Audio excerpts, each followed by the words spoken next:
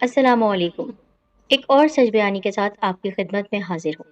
یہ کہانی میری مرحومہ دوست کی ہے۔ اس کے ساتھ کیسا عجب ہوا، بیچاری تمام عمر خوشی کے لیے ترستی رہی۔ آپ بھی سنیے کہ وہ کیسی حوصلہ مند تھی۔ امید ہے آنکھیں نم کر دینے والی یہ روداد آپ کو بھی پسند آئے گی۔ تو چلیے بڑھتے ہیں آج کی اس کہانی کی جانب۔ اگر آپ ہمارے چینل پر نئے ہیں، سبسکرائب نہیں کیا ہے سعیدہ وائس کو، تو آپ سے گزارش ہے کہ سبسکرائب کریں اور اس کے ساتھ ہی بیل کو ضرور دبایا کریں، اور ہاں، لائک اور شیئر بھی کر دیا کریں تاکہ زیادہ سے زیادہ ہماری ویڈیوز لوگوں تک پہنچے۔ اوف اوف، یہ کیا مصیبت ہے، اتنے سال گزر گئے پھر بھی تمہیں گاڑی میں سفر کرنا نہیں آیا۔ یہ دیکھو، ایسا سیٹ بیلٹ باندھتے ہیں۔ وجاہت جانے بنا کہ مسئلہ کیا ہے اپنی بڑائی جتانے سے باز نہیں آیا۔ شوہر کے جھلانے پر وہ ایک دم ڈر گئی، ہراساں ہو گئی۔ خوش قسمتی سے اسی لمحے بیلٹ نکل آئی۔ اسے باندھنے کے بعد ہی نور کچھ پرسکون ہوئی۔ یہ کیا کر رہی ہو کم عقل عورت، کتنے پیسے خرچ کر کے بالوں کی ریباؤنڈنگ کروائی ہے، جاہلوں کی طرح لپیٹ کر ساری لک تباہ کر دی۔ وہ ایک بار پھر دھاڑا۔ نور کے ہاتھ کپکپا اٹھے، اسے ان کھلی زلفوں سے پریشانی ہو رہی تھی جو ہوا سے اڑ اڑ کر اس کے چہرے سے ٹکرا رہے تھے۔ ہائی وے پر گاڑی کی رفتار تیز تھی، اسے بند کھڑکیوں پر اپنا دم گھٹتا ہوا محسوس ہوتا تھا، اس لیے مجبوراً وجاہت کو ایئر کنڈیشن بند کر کے گاڑی کے شیشے کھولنے پڑتے۔ لیکن یہ بھی اس نے کوئی بیوی کی خوشی کے لیے نہیں کیا تھا، بلکہ ایک دفعہ وجاہت کی ضد پر نور کی سانس بند ہونے لگی تھی۔ بس اسی دن سے وہ اس معاملے پر مجبوراً یہ کام کر لیتا تھا، ورنہ وہ ایسے مزاج کا ہرگز نہیں تھا کہ جس کو بیوی کی فکر ہوتی۔ اب بیوی کو جوڑا باندھتا ہوا دیکھ کر بلا وجہ کی کھچائی شروع کر دی، یوں کہے کہ کہیں کا غصہ کہیں نکال دیا۔ نور کے خوبصورت بازو اٹھے کہ اٹھے رہ گئے، سرمئی آنکھوں میں درد جیسے ساکت ہو گیا۔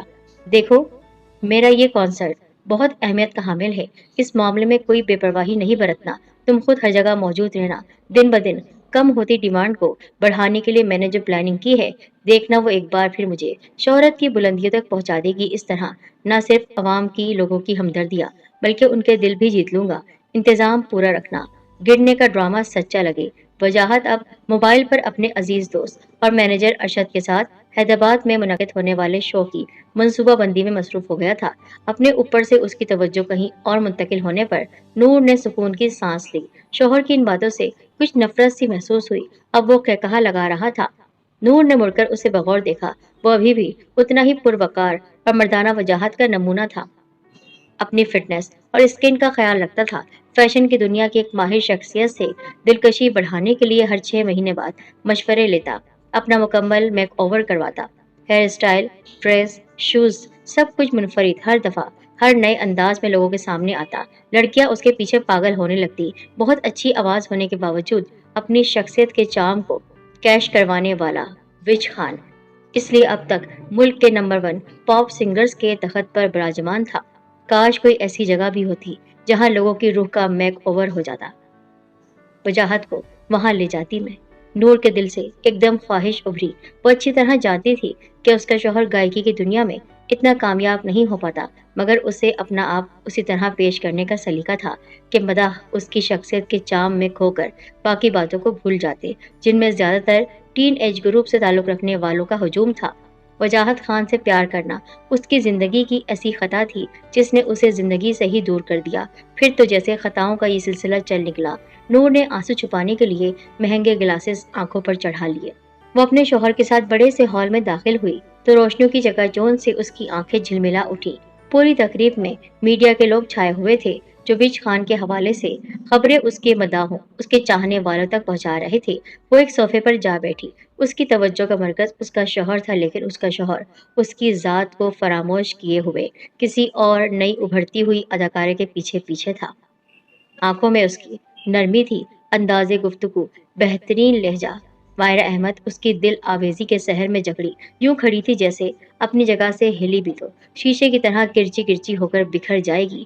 نور کو تشویش ہوئی کہ اس کی سانس بھی آ جا رہی ہے یا پھر آ ہی نہیں رہی ہے۔ وہ ایک جادوگر کے سامنے جو کھڑی تھی، اس کے سحر سے نکلنا ایسا کچھ آسان نہیں تھا۔ نور کا تجربہ تو یہی کہتا تھا کہ وہ تلخ تجربے سے گزر کر آج اپنی زندگی کو تباہ کر چکی ہے۔ ان دونوں کے بڑھتے ہوئے تعلقات، آنکھوں ہی آنکھوں میں محبت کا اظہار دیکھ کر نور نے اذیت سے آنکھیں میچ لی۔ कभी ऐसा ही वक्त तो नूर पर भी आया था। उसे एकदम वजाहत, मायरा, तकरीब में मौजूद हर चीज, यहाँ तक कि अपने वजूद से घिन आने लगी। उसने खुद को बड़ी मुश्किल से संभाला। इस शख्स को तो सिंगर नहीं एक्टर होना चाहिए था। पक्का ड्रामेबाज है, शायद इसलिए इतना कामयाब है। नूर का दिल उचाट हुआ। एकदम अपना छोटा सा प्यारा सा घर जहन में आ गया। अम्मा, बाबा, दोनों भाई और छोटी बहन इस शहर में रहते थे। वो जब भी इस शहर में आती उस पर एक अजीब सा डिप्रेशन तारी होने लगता। उफ, मेरी एक गलती की सजा इतनी सख्त। ए मोहब्बत, तेरा अंजाम इतना भयानक होगा, ये तो मैंने कभी नहीं सोचा था। उसका सर घूमने लगा। शोहर की तरफ मदद तलब निगाहों से देखा। वो तितली सी लड़की के कान में कोई सरगोशी करने में मसरूफ था। मायरा का कहा नूर के कानों के पर्दे फाड़ने लगा। बमुश्किल अपने आप को संभाला। तेजी से लेडीज वॉशरूम की तरफ बढ़ी। ऐसे मस्नुई दिखावे के आर्टिफिशियल माहौल में एकदम उसको मतलाहट महसूस हुई। उजलत में वॉश बेसिन पर झुकी। पेट में जो कुछ था बाहर निकल गया। मेकअप की परवाह किए बगैर मुंह पर पानी के छपाके मारे।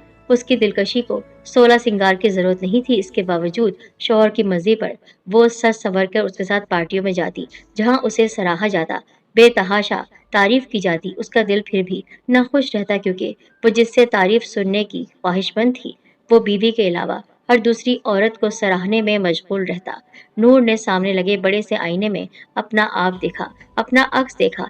क्या मैं वाकई जाहिल हूँ? एक जाहिल के साथ गुजारा कर रही हूँ, या इसलिए खताकार हूँ मैं?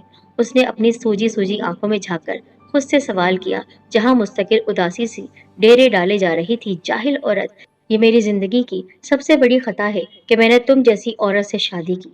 अभी भी मेरे पीछे लड़कियों की लाइन लगी हुई है। अपने आप को सुधार लो, वरना पछताओगी। सुबह का मंजर आईने में फिल्म की तरह चलने लगा। बात छोटी सी थी। वजाहत के एजाज में यहाँ एक पार्टी मुनक्किद की गई थी। नूर के सर में दर्द था। उसने जाने से इनकार किया तो वो हत्थे से उखड़ गया। इतनी सुनाई कि अगली पिछली सारी कसर निकल गई। उसने खुद को खामोशी से हालात के हवाले कर दिया। शफाफ आईने में एक अजनबी चेहरे को देख रही थी। वो कितना बदल गई थी, कितना बदल गई थी। अम्मा अब्बा की लाडली नूरी से नूर तक का सफर उसकी रूह को थका रहा था।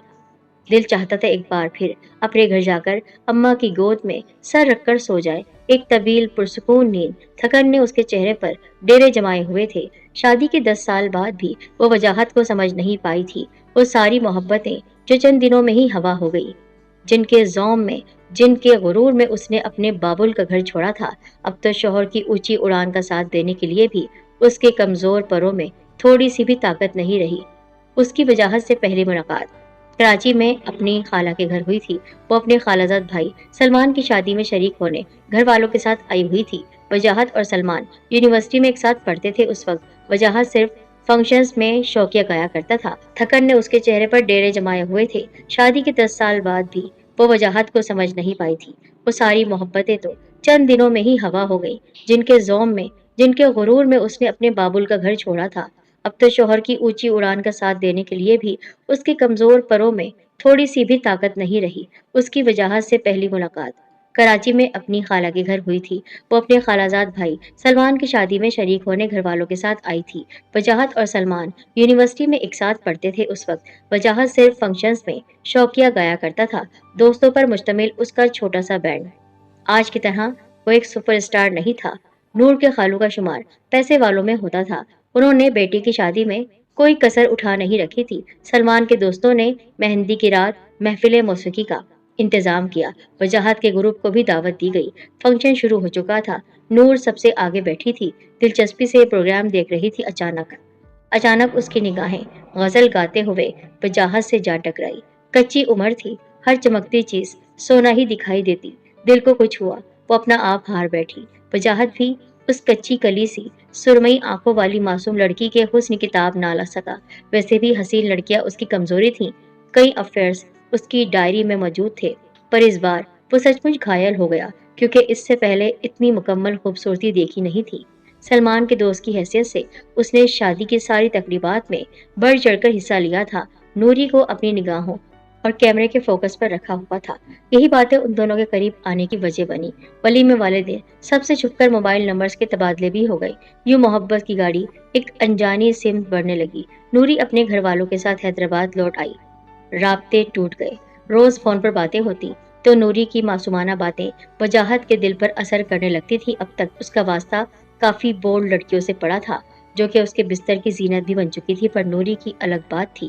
وہ اس سے شادی کرنے پر سنجیدگی سے غور کرنے لگا، پر اس سے پہلے اسے اپنے کریئر کو وقت دینا تھا۔ اس لیے وجاہت اپنا پہلا البم نکالنے میں مصروف تھا کہ نوری کے فون نے اسے پریشان کر دیا۔ اس مرحلے میں وہ شادی کرنے کے موڈ میں بالکل نہیں تھا۔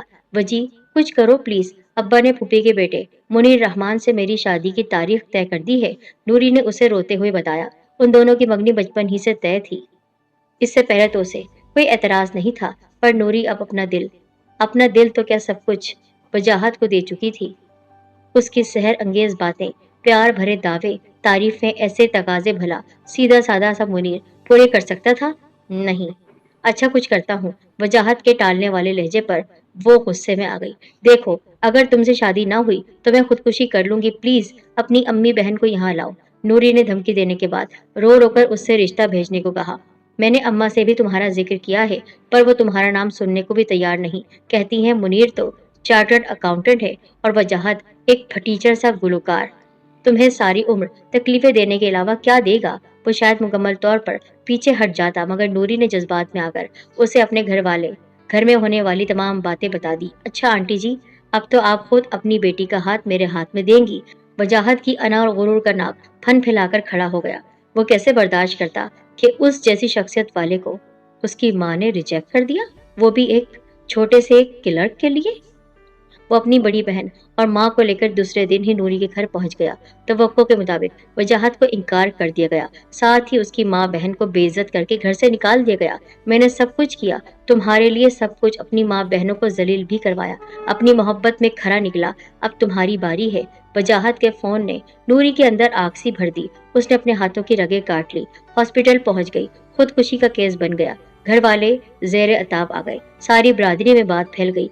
بیٹی کی حرکت پر عارف علی کا سر شرم سے جھک گیا۔ انہوں نے نوری کے آگے ہاتھ جوڑ کر وجاہت سے درخواست کی کہ اپنی امانت لے جاؤ۔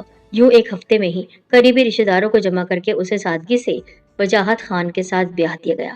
نکاح کے بعد وجاہت نے بڑی شان سے نوری کی ماں سے نگاہیں ملائیں۔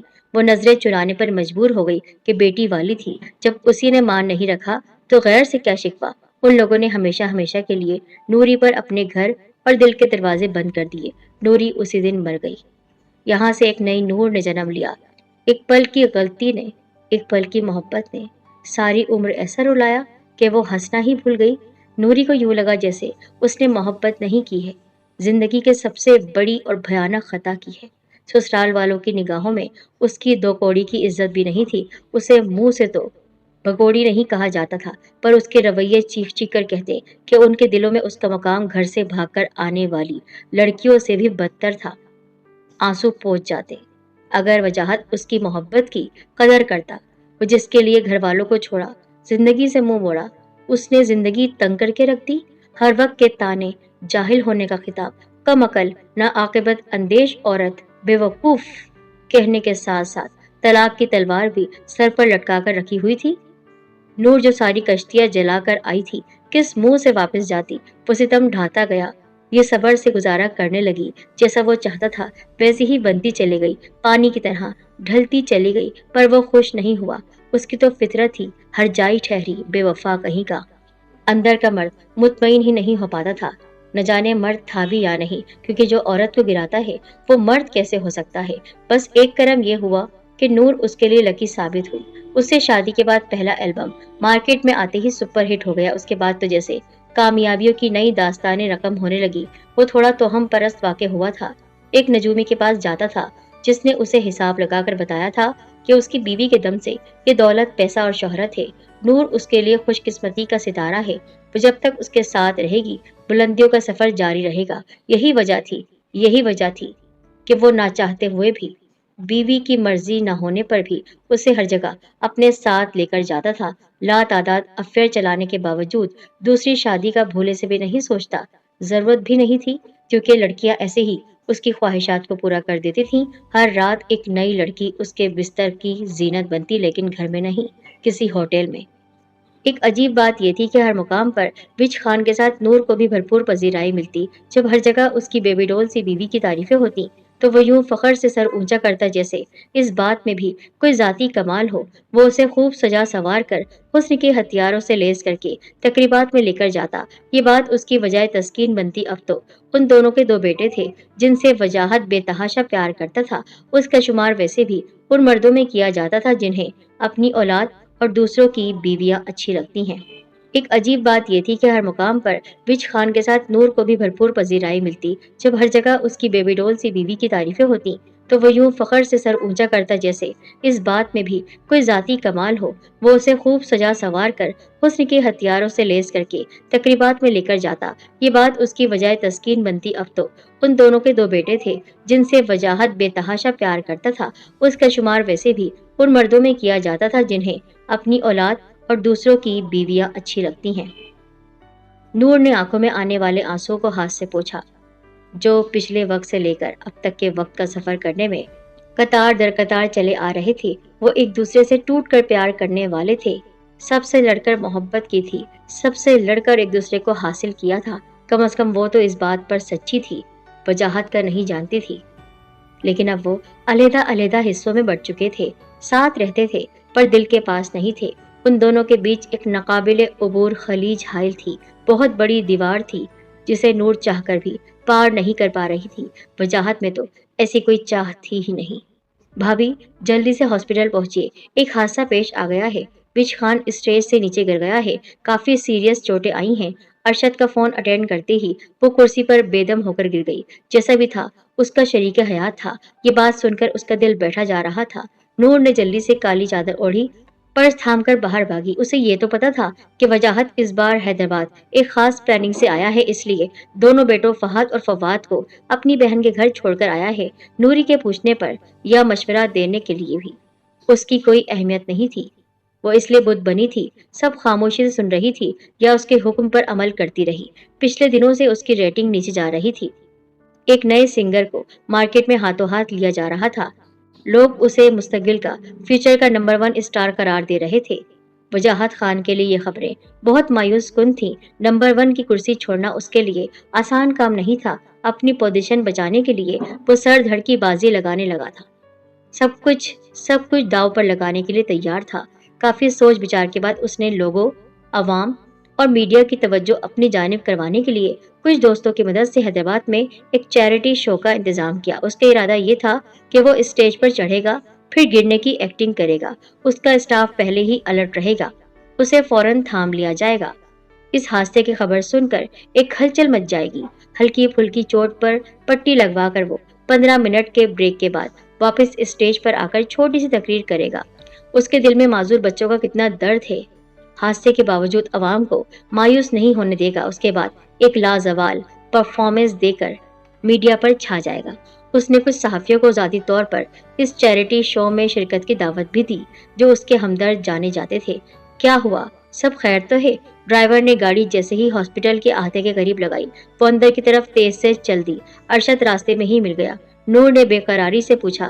میڈیا والے اس کے تاثرات لینے کے لیے مائک لے کر آگے بڑھے، مگر اس نے سب سے شائستگی سے معذرت کر لی۔ ارشد ایسے وقتوں میں بہت کام آتا تھا۔ وہ اسے بڑی مہارت اور بہت ہی زیادہ چالاکی سے بیک ڈور سے نکال کر اوپری منزل پر لے گیا جہاں وجاہت ایڈمٹ تھا۔ وجاہت خان کے مداحوں چاہنے والوں کے ایک ہجوم نے ہاسپٹل پر اپنا ڈیرا جمایا ہوا تھا۔ میڈیا والے الگ خبروں کے متلاشی تھے۔ ایک ٹانگ میں فریکچر ہو گیا ہے، اسٹیج کافی بلند تھا، شکر کریں جان بچ گئی۔ ارشد کو اس بھولی عورت پر ہمیشہ ترس آتا تھا۔ اس نے سچائی بتانے کے بعد اس کو دلاسا دیا۔ یہ سب ہوا کیسے؟ اس نے سوال پھر دہرایا۔ دونوں باتیں کرتے ہوئے اس کمرے کی طرف بڑھ رہے تھے جہاں وجاہت خان کو ایمرجنسی میں رکھا گیا تھا۔ بھابھی آپ کو وچ کی پلاننگ کا پتہ نہیں تھا کیا؟ وہ تھوڑا ہچکچایا، نہ جانے بیوی کو کچھ بتایا بھی ہے یا نہیں۔ لمحے بھر کو خاموش ہو کر اس کے چہرے کو تکنے لگا۔ لیکن وہ سب تو کل ہونا تھا، نوری نے جواب دیا۔ باقی بھابھی سب باتوں سے آشنا ہیں۔ جی بس وہ آج پریکٹس کے طور پر اسٹیج کا جائزہ لے رہے تھے، کہاں سے گرنا ہے اور کس طرف سے آ کر اسٹاف انہیں سنبھالے گا۔ اچانک صاحب نے نیچے جھانکا، توازن بگڑا، پاؤں یوں سلپ ہوا کہ فرش پر جا گرے۔ اس نے آنکھوں سے دیکھا واقعہ بیان کیا۔ نور نے ایک سسکاری بھری آنکھوں سے دکھ ابلنے لگا۔ اوکے، کراچی جانے کا انتظام کرو، ہم جلد از جلد یہاں سے واپس جا رہے ہیں۔ نوری نے سیل فون پر اپنے فیملی ڈاکٹر سے مشورہ لینے کے بعد ارشد سے کہا۔ تو وہ سر ہلاتا ہوا باہر نکل گیا۔ اے انسان، تم کیا کرتے ہو؟ کبھی میری بات بھی مان لیا کرو۔ ہمیشہ اپنی مردانگی دکھانا اچھی بات نہیں ہے، کبھی بیوی کی بھی سننی چاہیے۔ بس شارٹ کٹ ڈھونڈتے رہتے ہو، کسی کو آگے بڑھتا ہوا دیکھ کر خود بھی اس کے ساتھ اس ریس میں دوڑنا چاہتے ہو۔ اللہ تعالیٰ پر کیوں نہیں چھوڑ دیتے ہو؟ نوری نے اس کو دیکھا غور سے، اسے دل ہی دل میں مخاطب کیا۔ یہ اللہ تعالیٰ کی پلاننگ تھی۔ انسان کیا سمجھتا ہے، خود تو بے بس اور مجبور ہے ایک جھوٹا ڈرامہ رچانے کے لیے۔ بڑا پلان بنانے والا کیسی حالت میں ہاسپٹل کے بستر پر لیٹا ہوا تھا۔ اس وقت تو وہ ہلنے کی بھی پوزیشن میں نہیں تھا۔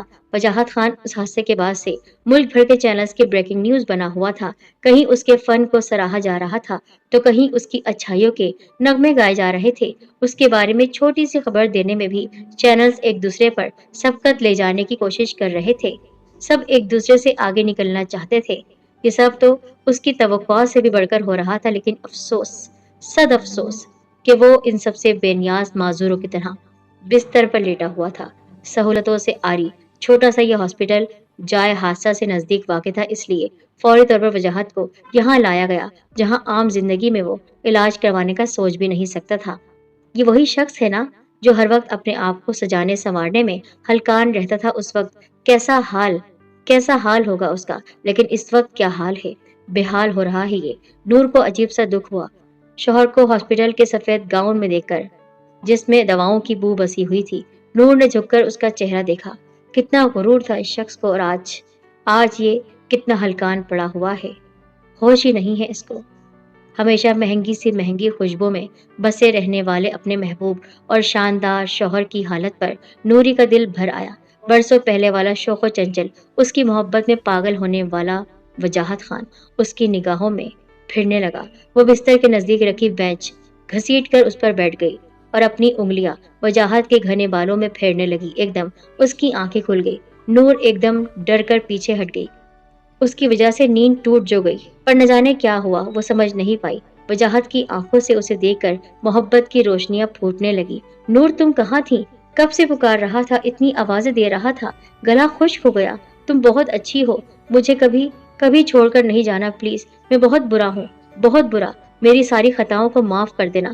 وہ ایک دم نور کا ہاتھ تھام کر بچوں کی طرح رو دیا۔ شاید بلندی سے پستی کا سفر طے کرتے ہوئے اس کے ہوش ٹھکانے آ گئے، یا موت کو اتنے قریب دیکھ کر اپنے گناہ یاد آ گئے۔ جو بھی ہوا، پر نور کو شوہر کے ہاتھوں کی گرم جوشی اور محبت کا یہ انداز بہت بھلا لگا۔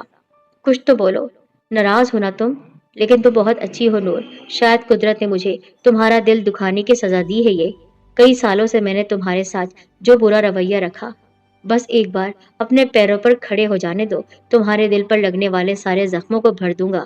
وجاہت کی آنکھیں اس کے لہجے کی سچائی کا مکمل ساتھ دے رہی تھی۔ نور کو لگا جیسے پیاسی دھرتی پر بارش کی بوندیں گرنے لگی ہیں، اس کی پیاسی روح سیراب ہونے لگی ہیں۔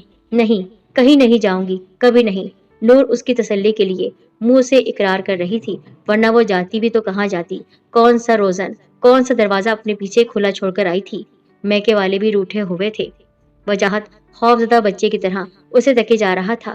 نور کی آنکھوں سے جیسے پانی بہ رہا تھا، اس کا دل جانتا تھا یہ خوشی کے آنسو ہیں۔ نور، تم میری آنکھوں کا نور ہو، تمہاری وجہ سے میری بیماری دور بھاگ رہی ہے، پلیز تم بس ہر وقت میرے سامنے رہا کرو۔ نور نے اسٹک کی مدد سے اس کو چلنے میں مدد دی تو وجاہت نے بیوی کو دیکھ کر پیار سے کہا۔ وہ ایک مہینے سے پلاسٹر کی وجہ سے گھر پر ہی تھا، باہر کی ساری سرگرمیاں مان پڑ گئی تو بیوی بچوں کے ساتھ وقت گزارنا بہت اچھا لگنے لگا۔ زندگی کو ایک نیا چینج ملا، وہ دونوں زندگی کو انجوائے کرنے میں مشغول ہو گئے۔ نور بھی ایک دم فریش ہو گئی، گو کہ وجاہت کے سارے کام وہ اپنے ہاتھوں سے انجام دے رہی تھی، مگر تھکن کا نام و نشان تک نہیں تھا۔ جب سے روح کی تھکان مٹی، اسے لگا جیسے اس کے اندر تر و تازگی اتر آئی، کیونکہ شوہر کا لب و لہجہ بدل گیا تھا، مٹھاس آ گئی تھی، محبت آ گئی تھی، تو وہ بڑا کام بھی اس کو چھوٹا لگتا تھا۔ اپنے ہاتھوں سے اس کا منہ دھلاتی، کھانا کھلاتی، دواؤں کی پابندی کراتی، اپنے سہارے سے واک بھی کرواتی۔ وجاہت شرمندہ ہونے لگتا۔ اس کے کہنے کے باوجود نور نے میل نرس کا انتظام نہیں کروایا۔ زندگی سے جیسے گھٹن کا خاتمہ ہو گیا، ٹھنڈی ہوائیں چلنے لگی، وہ اپنے محبوب کی سنگت میں مسرور تھی۔ کیوں شادی شدہ زندگی میں اس کی جھولی میں کبھی ایسا نایاب پل نہیں گرا تھا جو بیماری کے چند دنوں کے بعد اس نے پا لیا تھا۔ وہ وجاہت کی مکمل توجہ کا مرکز بن گئی تھی۔ اسے لگنے لگا جیسے وہ ساری خطائیں معاف ہو گئی ہیں اس کی، جن کی وجہ سے وہ ہمیشہ نادم ہوا کرتی تھی۔ وجاہت کا پیر ٹھیک ہو گیا، اب ڈاکٹرز مطمئن تھے، صبح سے اسے اپنے روٹین کے کاموں پر جانے کی اجازت مل گئی تھی۔ وہ بھی گھر میں پڑے پڑے بور ہو رہا تھا۔ صبح اسے اپنا آفس جانا تھا، ارشد کے کئی فون آ چکے تھے، کچھ نئے پروجیکٹ سائن کرنے تھے، اس لیے وہ جلدی سو گیا۔ نور نے برابر میں لیٹے شوہر کی طرف مسکرا کر دیکھا اور کروٹ بدل کر نیند کی وادیوں میں کھو گئی۔ او جاہل عورت، کہاں ہو؟ کچھ عقل بھی ہے کہ نہیں؟ آج پہلی بار آفس جا رہا ہوں، یہ اتنے خراب کپڑے استری کروائے ہیں، ویسے بھی دیر ہو رہی ہے، اب کیا پہنوں؟ غلطی ہو گئی جو تم جیسی پھوڑ عورت سے شادی کر لی، سدھر جاؤ ورنہ میرے لیے دوسری شادی کرنا مشکل نہیں۔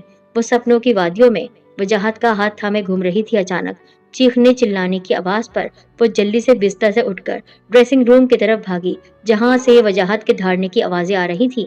وہ رات کو استری کیے جانے والے کپڑے لہرا لہرا کر تقریر کر رہا تھا۔ نور کو کچھ سمجھ میں نہیں آیا، وہ یک ٹک شوہر کا کھلتا بند ہوتا ہوا منہ دیکھ رہی تھی۔ اپنے سینے پر ہاتھ رکھ کر وہ لڑکھڑائی، وہ بدل نہیں سکتا تھا، کبھی بھی نہیں۔ خطا یہ نہیں تھی کہ وجاہت سے اس نے پیار کیا، خطا یہ بھی نہیں تھی کہ سب کو ناراض کر کے اس سے شادی کر لی۔ اس کی سب سے بڑی خطا یہ تھی کہ اس سنگ دل، اس ہرجائی کی فطرت سمجھتے ہوئے بھی ایک بار پھر اسے دل میں جگہ دے بیٹھی۔ اب محبتوں کا تاوان تو تا عمر ادا کرنا ہی تھا، لیکن اس بار زندگی اس کے ہاتھ سے نکل گئی اور ہمیشہ ہمیشہ کے لیے چھوڑ کر چلی گئی۔ اب کس کو وہ ڈانٹے گا، کس کی وہ بے عزتی کرے گا؟ کوئی نہیں تھا سننے والا۔